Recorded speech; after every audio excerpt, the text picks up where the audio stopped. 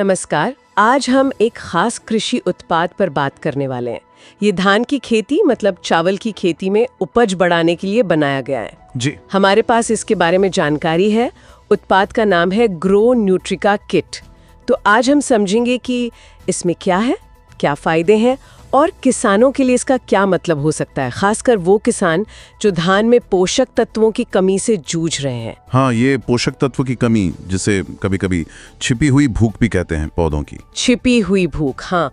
कल्पना कीजिए कि बस इस छिपी हुई भूख को समझकर और उसका हल निकालकर चावल की पैदावार में अच्छी खासी बढ़ोतरी हो सकती है। बिल्कुल। चलिए तो फिर इसको खोलते हैं, देखते हैं क्या है इसमें। जरूर। तो अक्सर हम सुनते हैं या किसान भाई महसूस करते हैं कि भाई अच्छी खाद डाली, पानी भी ठीक दिया, पर धान के पौधों में वो जान नहीं दिख रही, वो बढ़त नहीं है। सही कहा। स्रोत बताता है कि इसकी एक बड़ी वजह हो सकती है सूक्ष्म पोषक तत्वों की कमी। मतलब हम नाइट्रोजन, फॉस्फेट्स, पोटेशियम, एनपीके ये तो दे देते हैं, पर कुछ छोटी छोटी मगर जरूरी चीजें शायद रह जाती हैं। बिल्कुल सही कहा आपने। और यहीं पर ये जो संतुलित सूक्ष्म पोषक तत्वों का कॉन्सेप्ट है वो आता है। देखिए, एनपीके अपनी जगह बहुत जरूरी है, इसमें कोई शक नहीं। हाँ, वो तो आधार है। वो आधार है, लेकिन पौधों की पूरी बढ़त के लिए, उनकी बीमारियों से लड़ने की ताकत के लिए और आखिर में अच्छी क्वालिटी वाली पैदावार के लिए जिंक, आयरन, मैग्नीशियम, सल्फर ऐसे कई और तत्वों की भी जरूरत पड़ती है। अच्छा। और ये जो किट है जिसके बारे में हम बात कर रहे हैं, ग्रो न्यूट्रिका किट, जिसे ग्रोटेक एग्री साइंस प्राइवेट लिमिटेड ने बनाया है। ग्रोटेक एग्री साइंस। हाँ जी, ये इसी छिपी हुई भूख को, इसी कमी को पूरा करने का एक प्रयास लगता है। तो स्रोत में इसके घटकों का भी जिक्र है, क्या क्या है इसमें? बताया गया है कि मैग्नीशियम सल्फेट है। हाँ, मैग्नीशियम सल्फेट ये पौधों में हरापन लाता है। असल में ये क्लोरोफिल का एक मुख्य हिस्सा है ना, जिससे पौधे अपना खाना बनाते हैं, फोटोसिंथेसिस। बिल्कुल। क्लोरोफिल के अणु के केंद्र में मैग्नीशियम होता है। इसके बिना वो हरा रंग और वो खाना बनाने की प्रक्रिया दोनों मुश्किल हैं। अच्छा, और फिर है फेरस सल्फेट, ये शायद पीलापन रोकने के लिए है। जी हाँ, फेरस यानी आयन। आयन की कमी से पत्तियां पीली पड़ने लगती हैं, जिसे क्लोरोसिस कहते हैं। तो फेरस सल्फेट उस कमी को दूर करता है। ठीक है। और जिंक सल्फेट भी है इसमें? जिंक सल्फेट, हाँ, ये भी बहुत जरूरी है। धान की फसल में खासकर जहां पानी ज्यादा भरा रहता है या जमीन थोड़ी क्षारीय हो, वहां जिंक की कमी अक्सर देखने को मिलती है। अच्छा, पानी भरे खेतों में ज्यादा? हाँ, क्योंकि पानी भरने से जिंक पौधों को उतना उपलब्ध नहीं हो पाता, और जिंक पौधों की शुरुआती बढ़त, उनमें कल्ले फूटने और फिर बाद में दानों के सही से भरने और पकने के लिए बहुत अहम है। इसके अलावा सल्फर का भी जिक्र है? जी, सल्फर भी एक जरूरी पोषक तत्व है। ये कुछ एमिनो एसिड्स का हिस्सा है जो मिलकर प्रोटीन बनाते हैं। प्रोटीन के लिए? हाँ, और साथ ही ये पौधों की रोगों से लड़ने की क्षमता, मतलब उनकी इम्यूनिटी बढ़ाने में भी मदद करता है। अच्छा, और एक और चीज है जिसका जिक्र है, ह्यूमिक एसिड।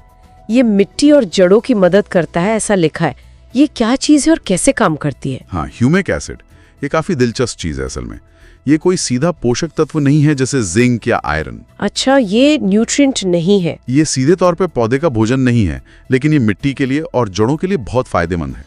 एक तरह से समझिए, ये मिट्टी की सेहत सुधारता है। मिट्टी की सेहत कैसे? ये मिट्टी के कणों को बांधकर उसकी संरचना को बेहतर बनाता है, मिट्टी को भुरभुरा करता है। इससे जड़ों को फैलने में आसानी होती है, मिट्टी में हवा का आना जाना अच्छा होता है, पानी सोखने और धरे रखने की क्षमता बढ़ती है। अरे वाह, मतलब मिट्टी की कंडीशनिंग करता है ये। देखो, एक तरह का सॉइल कंडीशनर कह सकते हैं। और यहाँ एक और खास बात है, ह्यूमिक एसिड पौधों को मिट्टी में मौजूद दूसरे पोषक तत्वों को, या जो हमने किट के जरिए दिए हैं जैसे जिंक, आयरन, मैग्नीशियम, उनको सोखने में, मतलब अपटेक करने में मदद करता है। अच्छा, तो ये डबल फायदा हुआ, मिट्टी भी सुधरी और पोषक तत्व भी पौधे को आसानी से मिले। जी हाँ, बिल्कुल। ये एक सिनर्जी बनाता है जहाँ सारे घटक मिलकर बेहतर काम करते हैं। तो ये तो हुई इसके काम करने की बात। अब फायदों पर आते हैं।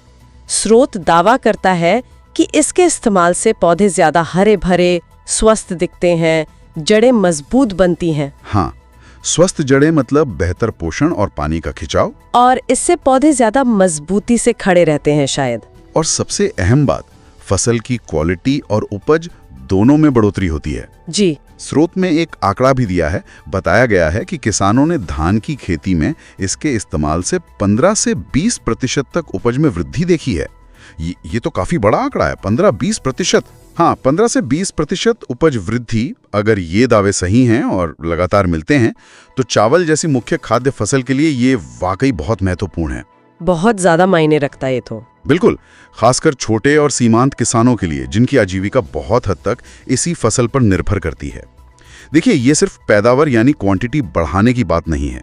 अच्छा। स्रोत में दानों के एक समान पकने का भी जिक्र है और रोगों का असर कम होने का भी। हाँ, ये भी लिखा है। इसका क्या मतलब हुआ? एक समान पकने का मतलब है कि जब फसल कटेगी तो ज्यादातर दाने एक ही समय पर पके हुए होंगे। इससे कटाई के बाद होने वाला नुकसान कम होता है और बाजार में फसल की कीमत अच्छी मिलती है। हाँ, क्वालिटी बेहतर होगी। और रोगों का कम असर मतलब फसल ज्यादा सुरक्षित रहती है, कीटनाशकों पर निर्भरता शायद थोड़ी कम हो सकती है। तो ये पूरी वैल्यू चेन पर मतलब खेत से लेकर बाजार तक असर डाल सकता है।